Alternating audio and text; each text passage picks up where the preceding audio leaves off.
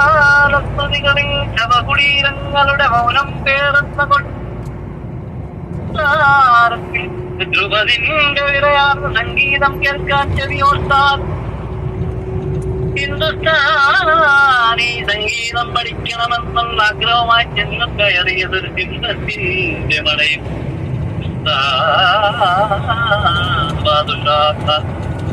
സിംഹത്തിന്റെ നരവീണ കൈകളിന്റെ ആവശ്യമറിയിച്ചപ്പോൾ ദക്ഷിണ വയ്ക്കാൻ പറഞ്ഞു. ഒരു വണ്ടിയുടെ ഓട്ടക്കീശയിലെന്തുണ്ട്?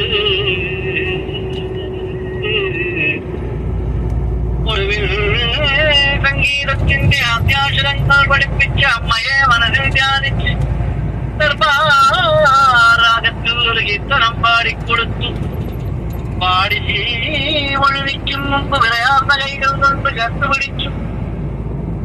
പിന്നെ തിരകളിൽ ഭാഗം ഉള്ളിൽ സംഗീതവുമായി കാലം ഒരുപാട്. ഒടുവിൽ ഗുരുവിന്റെ കബറിൽ വെളിപ്പറ്റ മണ്ണുവാരിയിട്ട് യാത്ര തുടർന്നു.